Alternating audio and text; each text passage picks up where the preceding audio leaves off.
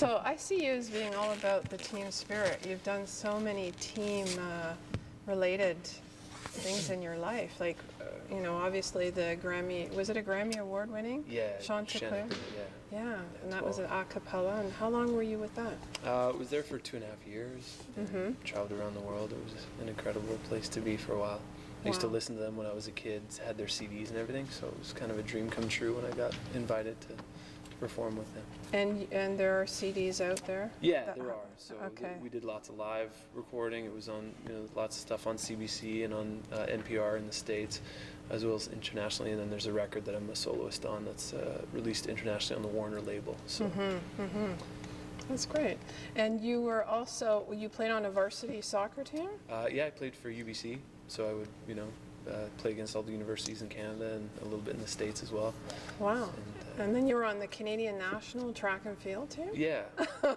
What was your event? 400-meter hurdles. So, wow.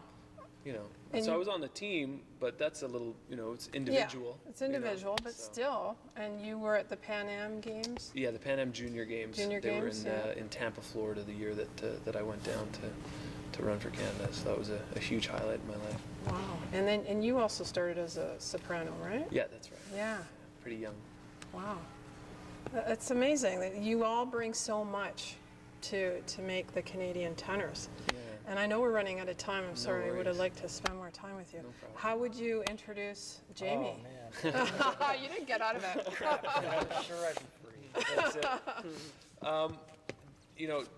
Jamie is just an incredible talent and a lot of fun to hang out with. A very, very quick wit, and you can never take things too seriously. So yeah, I might sort of, often be sort of looking at the time or organizing maybe the next thing or whatever it is, thinking a little bit administratively sometimes, but it's sort of when a situation is made light of, it's usually James sort of starting it off, and we all have a great, sort of on the ends of the spectrum, but then we also have a lot in common. So so.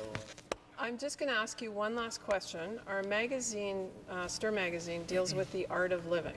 So how would you define the art of living? And I'll start with Victor. Oh, lucky me. Just what makes it for you. Yeah. Art of living is balance. Okay. Balance with work, I guess, but more so with enjoying work, to enjoy work. To enjoy family, to enjoy music and art, which I think nowadays is being lost. Yeah. And a lot of people don't have that balance. And I think a lot of people are more health conscious about like what they eat and going to the gym, and that's all good and that's very important.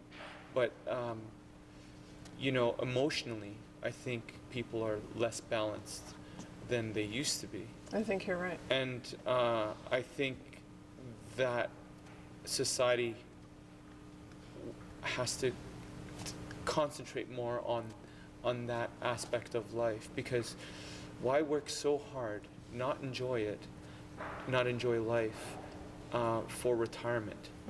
Like, enjoy it now. You're living it, So every experience that you take on should be a good one, I think. You know, and if you're not having good experiences, then you should change something. Yeah, that's good advice. Remigio. Art of living. Yeah. I've always said that you have to do what it is that you love, and you have to do things that you love every single day of your life in order to be happy. You have to feel like you're growing, whether it's creating something or creating something could be something of art, or it could be creating a bond between people, connecting with other people, whether through music or through advice or friendship or going out for a bite to eat. It's true, like Vic said, there's so many things that happen in life where you're usually stuck in front of a computer or a BlackBerry, and we don't have any human interaction.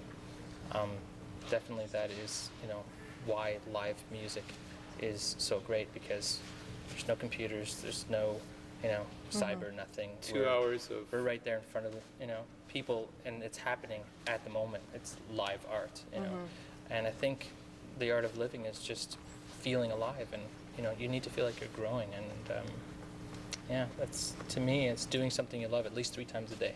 Oh, good. Good rule. Okay, Fraser. Yeah, I agree with it. Sort of success not being the destination, but the process, the journey.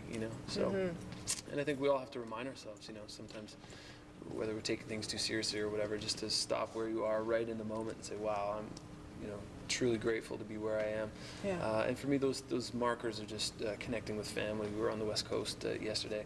I flew back this morning, and I don't get to see my family all that often, so it was just incredible just to have that moment. It was the first time in months that I've been able to just check in. And so, family, friends, mentors, of course, music, and for me, sport mixed in there. But, so lots of things that, I can get my three times a day fix.